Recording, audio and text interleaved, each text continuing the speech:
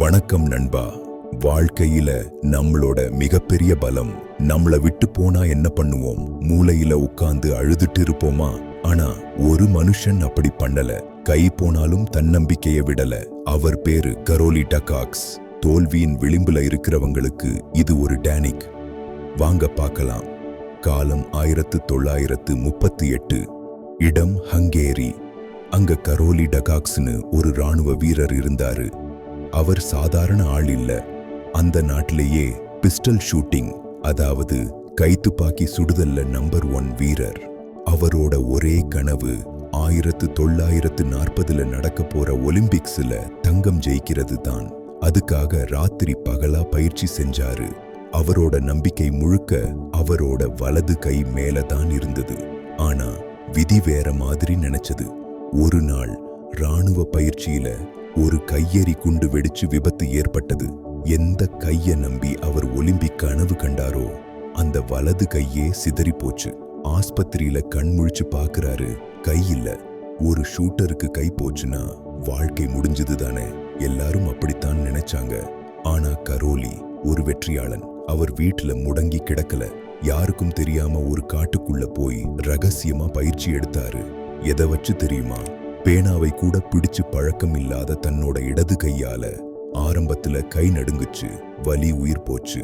இருந்தாலும் வலது கை போனா என்ன, இடது கை இருக்குல்ல அப்படின்னு வைராக்கியமா பயிற்சி செஞ்சாரு. ஒரு வருஷம் ஓடுச்சு.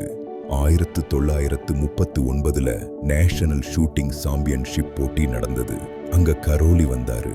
மற்ற வீரர்கள் எல்லாம் அவரை பார்த்து, பரவாயில்லையே, கை போனாலும் எங்களுக்கு வாழ்த்து சொல்ல வந்திருக்கீங்களே அப்படின்னு அனுதாபப்பட்டாங்க. அதுக்கு கரோலி சிரிச்சுக்கிட்டே சொன்னாரு, தம்பிகளா, நான் வாழ்த்து சொல்ல வரல, உங்க கூட போட்டியிட வந்திருக்கேன். எல்லாரும் ஷாக் ஆயிட்டாங்க. போட்டி ஆரம்பிச்சது. கை நல்லா இருக்கிற மற்ற வீரர்களை விட இடது கையால சுட்ட கரோலி தான் அன்னைக்கு ஜெயிச்சாரு. நேஷனல் சாம்பியன் ஆனாரு. அடுத்து 1940 ஒலிம்பிக்ஸ்ல தங்கம் அடிக்கலாம்னு பார்த்தா 2ஆம் உலகப் போர் காரணமா ஒலிம்பிக்ஸ் ரத்து ஆச்சு. சரி, 1944 பார்க்கலாம்னா அதுவும் ரத்து ஆச்சு.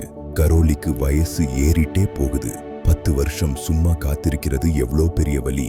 ஆனா அவர் நெருப்பை அணையாம பார்த்துக்கிட்டாரு.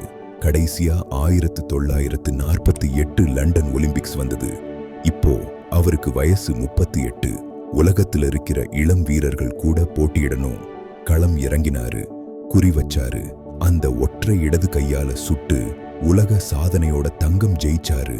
அது மட்டுமில்ல, அடுத்த 4 வருஷம் கழிச்சு 1952 ஒலிம்பிக்ஸ்லயும் தங்கம் ஜெயிச்சாரு.